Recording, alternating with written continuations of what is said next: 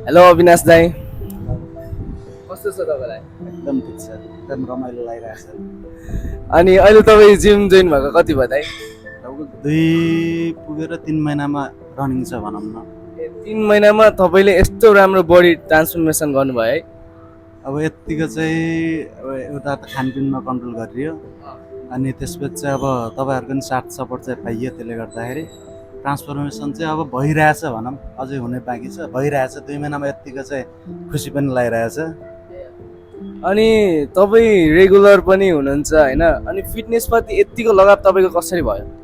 पहिला पहिला चाहिँ जिम गरेर शरीर वाइल्डै बनाउने भनेर चाहिँ एकचोटि चाहिँ सोच राखेँ। त्यसपछि चाहिँ टाइम चाहिँ मिल्दैन अझै पनि, तर पनि अब यसो 2-3 घन्टा बिहानमा चाहिँ टाइम मिलाएर चाहिँ जिम गर्न आइन्छ। त्यसपछि चाहिँ त्यही हो।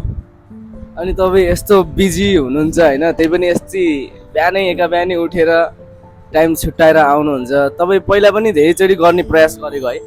पहिला पहिला गर्ने त एकदम प्रयास गरेको। अब हेरिन्छ भिडियो सिडियोमा हेरिन्छ, बडी सडी हरि देखिसकेको छ। वाइल्ड बनाउने हो भन्ने चाहिँ सोचाइ त हो नि। पहिला पहिला हिँड्ने यताउति गर्ने गर्दाखेरि चाहिँ टाइम पनि एकदम पाउँदैन पाउने। अहिले चाहिँ अब चाहिँ टाइम निकालेरै चाहिँ अब 3 महिना गरिराखेको छ। अब 3 महिना पछि पनि हेरौँ अब के हुन्छ। गर्न चाहिँ अझै हरिबै मन लाग्छ। अब पोस्टरहरूमा त्यो उस हुन्छ नि, देखिराख्दाखेरि चाहिँ वाइल्ड लाग्छ क्या, त्यस्तै बनाउने भनेर उस हुन्छ। अब हेरौँ। अनि अहिले हजुर, अहिले 3 महिना भयो होइन, तपाईँको यस्तो राम्रो बडी ट्रान्सफर्मेसन भइसकेको छ। अनि जस्तो तपाईँ जस्तो पहिला जुन तपाईँले गर्न चाहनुहुन्थ्यो तर पनि टाइम मिलेको थिएन, उहाँहरूलाई चाहिँ तपाईँले के भन्न चाहनुहुन्छ? र जोइन भइसकेको मान्छेहरूलाई तपाईँले के भन्न चाहनुहुन्छ? कसरी चाहिँ हामीले फिटनेसलाई चाहिँ कन्टिन्यू अगाडि बढाउनु पर्छ भनेर तपाईँले यसमा के भन्नु? मेन कुरा चाहिँ अब सबै बिगिनरहरूलाई चाहिँ आउनुहोस्, आएर चाहिँ आफूहरूले चाहिँ राम्रोसित शरीर चाहिँ हरि बनाउँछु भनेरै गर्नुहोस्। अब त्यत्तिकै आउने पैसा मात्रै खेर फाल्ने त्यस्तो चाहिँ कसैले पनि नगर्नुहोस्। अब शरीर भनेको कुरा चाहिँ बन्ने हो, एकचोटि बनिसकेपछि वाइल्डै दामी हुन्छ।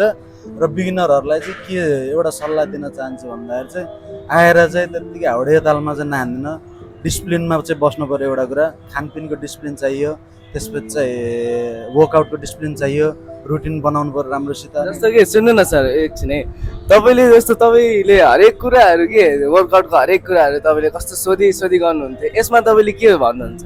वर्कआउट सोधी गर्नुको कारण चाहिँ अब बडीको हरेक पार्टहरू हुन्छ, त्यो हरेक पार्टहरूलाई चाहिँ अब ट्रेन गराइसकेपछि कुन चाहिँ बडी चाहिँ कस्तो तरिकाले निस्किन्छ, कुन तरिकाले खिल्छ, त्यसैको लागि चाहिँ अब हाम्रो गुरुजी हेमन्त सरलाई पनि अब सोधै गरिराख्छ। बेला बेलामा चाहिँ सरलाई डिस्टर्ब गरिराख्छ, तर पनि उहाँले चाहिँ डिस्टर्ब नमानिकन चाहिँ मलाई चाहिँ टाइम दिएर चाहिँ सिकाइराख्नुहुन्छ। अब भइरहेछ, उहाँले अझै पनि सिकाइराख्नुहुन्छ भन्ने आशा छ।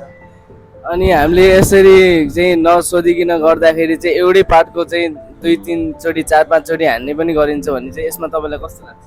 त्यो चाहिँ कस्तो हुन्छ भन्दाखेरि चाहिँ त्यो मसल जुन पार्टहरू एकैचोटि एउटा मात्रै हानिराख्दाखेरि चाहिँ त्यसले चाहिँ त्यो भाग मात्रै खिलेर देखिँदो रहेछ। ट्राइसेपको 3टा पार्टहरू हुँदो रहेछ। अब त्यो चाहिँ पालो हामीले हानिन्छ। अब एउटा यो भाग हानिन्छ, एउटा यो भाग हानिन्छ, एउटा यो भाग हानिन्छ। अब कोही चाहिँ हान्नुहुन्छ, एउटा मात्रै हान्नुहुन्छ, त्यसै यहाँ मात्रै खुलिएको जस्तो देखिन्छ।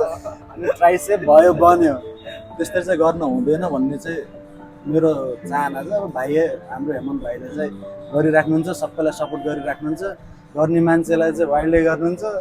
त्यही हो। ल त हुन्छ त अविनाश सर है, तपाईँलाई धेरै थ्याङ्क यू। अनि तपाईँको यो 3 महिनाको बडी ट्रान्सफर्मेसन देखेर मलाई धेरै खुसी लागेको छ। ल तपाईँको जुन गोल छ त्यो चाहिँ चाँडै पुरा होस्। ल हुन्छ, थ्याङ्क यू।